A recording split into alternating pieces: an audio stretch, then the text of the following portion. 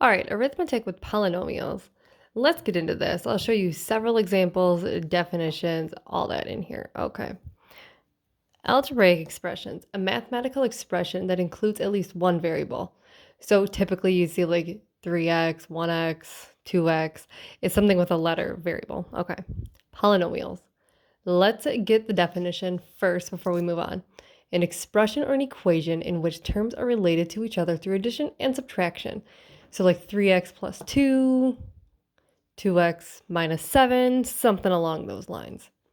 Okay, so now what is this? Let's look at this. Whoops. Okay, so here is an equation. Let's go over each term after this. Negative 2t to the fifth power plus 3t minus 9. Okay, term. Let's read the definition term first. A single number, a single variable, or a product of numbers and variables in an expression. Now you're wondering, constant. What is the constant? Well, minus 9, or this could actually be referred to as negative 9, is the constant, okay? Constant, a fixed value or number on its own. Therefore, that's why we say 9 is the constant, because it is by itself. There's no letter, no exponent, nothing here, just minus 9. So we'll say it's negative 9 because minus 9 technically means negative 9. Okay, so the next one, variable. Well, again, like I showed you in that first page, variable is the letter right here. We have the letter T. Could be any letter though. So variable, unknown quantity, usually a letter. Again, we have T. 2 T's, that is the variable. We don't know what it is. The coefficient, a number that is multiplied by a variable in the term. Well, what is that? Negative 2t. So these numbers combined together make the coefficient. So negative 2t to the fifth power. So any number combined with the variable. Typically, again, that is the letter. Okay. So let's go to classifying polynomials next. Classifying polynomials. So first, a binomial. Bi means two terms. This means binomial means there's two terms. So for an example, let's say 3t minus 4. There's two terms there, binomial. And I'm sure as you guessed it, without even me showing you the numbers right here, trinomial is 3 terms. Tri means three terms. Example, 5 minus 7x plus 8x squared. There's 3 terms here, therefore this is a trinomial. Now, interestingly enough, polynomials with more than 3 terms do not have special names.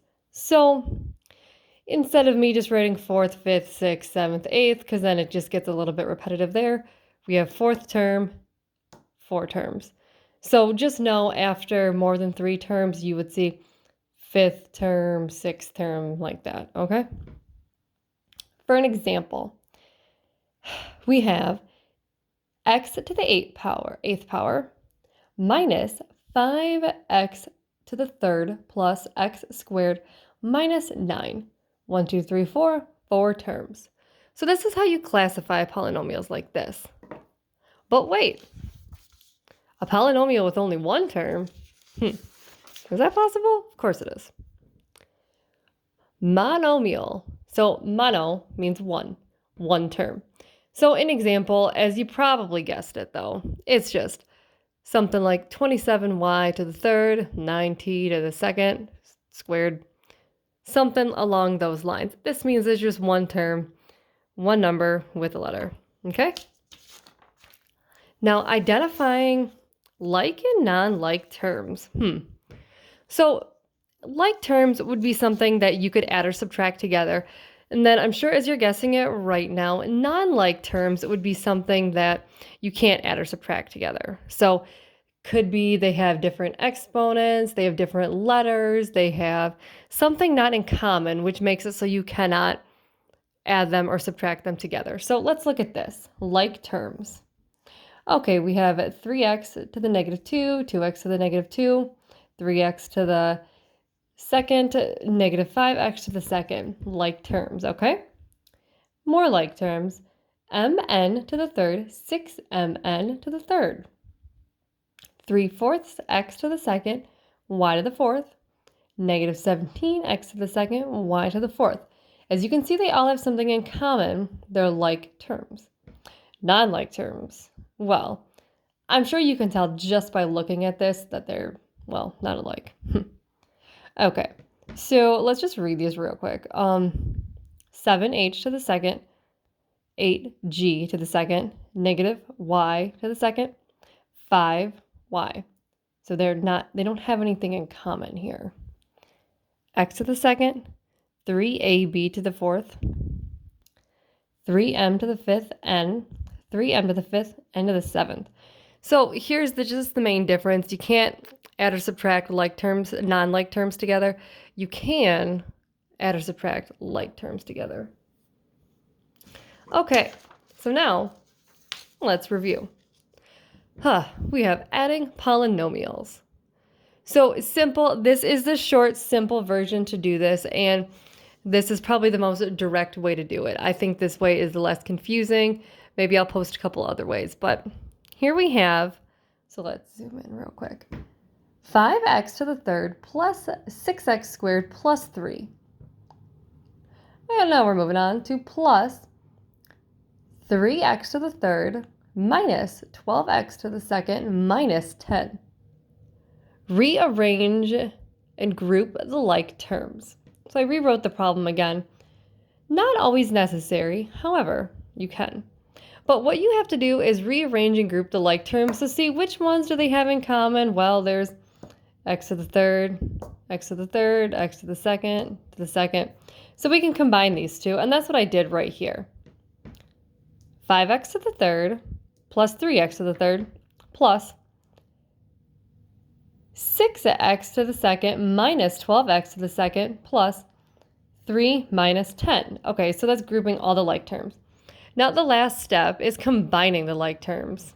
So basically what you would do here, combine these two, combine these two, combine these two. And then there you have it. 8x to the third minus 6x to the second minus 7. And this is how you would add polynomials. Short, simple version is just basically you're adding the like terms or rearranging and grouping the like terms together, then combining the terms and then kind of adding them together. All right. Subtracting polynomials. Here is, again, this is probably the easiest version to subtract polynomials. This is probably going to get you the answer the quickest. So first, I'm going to just read what we have here. Rewrite the subtraction as addition of the additive inverse. Basically, the inverse would mean you're changing the subtraction stuff to adding or changing negative to a positive. That would be like the inverse, okay? So first we have the problem, 4x to the second minus 5xy plus 2y to the second, okay? Minus negative x to the second plus 2xy minus y to the second. Now, like I said, we rewrite the subtraction as the addition of the additive inverse. So again, changing the negatives to a positive, which leaves us with the plus in the middle here instead of the minus here.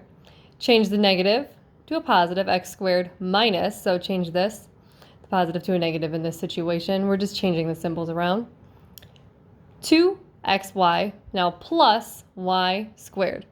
Now, again, similar as adding, rearrange and group the like terms again. Okay.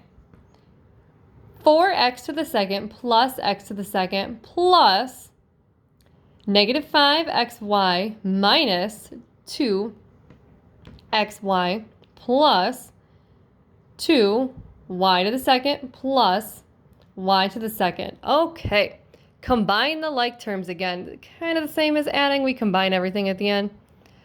5x to the second minus 7 xy plus 3y to the second, okay?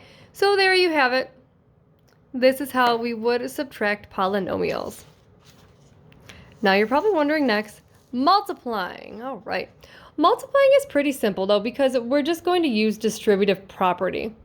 Basically keeping it simple, distributive property, this whole process here. So let's use this one for an example. We have x minus 1 and then 2x to the second plus 7x plus 3. So using the distributive property for an example, we would take this right here and we kind of break it all down like this, all right? You see we're distributing the x minus 1 all the way over to everything. X minus 1, 2x to the second plus x minus 1 times 7x plus x minus 1 times 3. All right. Now, 2x. So basically after that, let me backtrack just for a moment.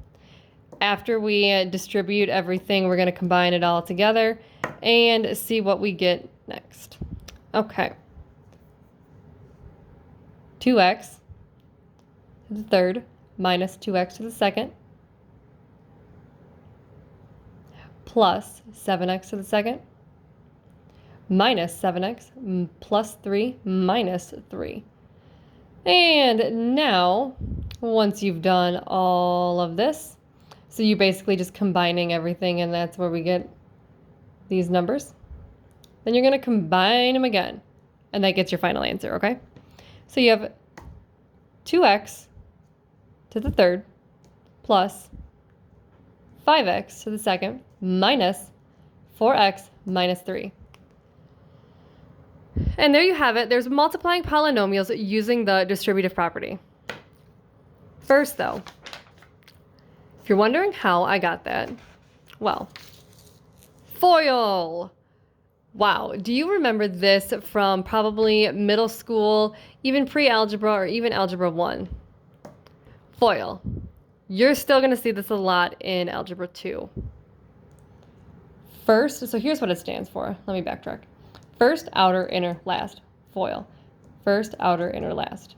Which means, number 1, multiply the first terms. Number 2, multiply the outer terms. Number 3, multiply inner terms. Number 4, multiply the last terms. Number 5, add the products. Number 6, combine the like terms. Something you see that everything has in common, though, between addition, subtraction, and multiplication, combine the like terms. So you'll do this in all of the problems, though, combine the like terms. Now our last one, factoring polynomials. So what you do with this one, though, you're going to use distributive property again and greatest common factor, or oftentimes you are going to see this abbreviated as GCF, meaning greatest common factor. So what do the numbers have in common to make it easier and faster to solve? So for an example, here we go with our equation. We have 4x to the third power minus 40x to the second plus 100x equals, well, as you can see, I kind of broke it down over here. Well, what do they all have in common? Well, they all have a 4 in common, believe it or not. Because 25 times 4 gets you 100. Learn something new every day. But also, you can do this. 25 plus 25 plus 25 plus 25 equals 100. Okay, anyways. So they all have 4 in common. And that's how we start off with our first part. 4x times x to the second minus 4x times 10x plus 4x times 25. All right, now that we've used distributive property and greatest common factor, we are going to combine everything again. So kind of combine it all here. 4x, and in parentheses, we have to multiply. So x to the second minus 10x plus 25. Now we use we're going to break everything down again. So simplify it, basically. 4x, and we can simplify it here. X minus 5, because they both have the 5 in common, times x minus 5. So this is factoring polynomials using the distributive property and greatest common factor. And in short, this is arithmetic with polynomials. Hopefully that clears everything up for you. Thank you very much.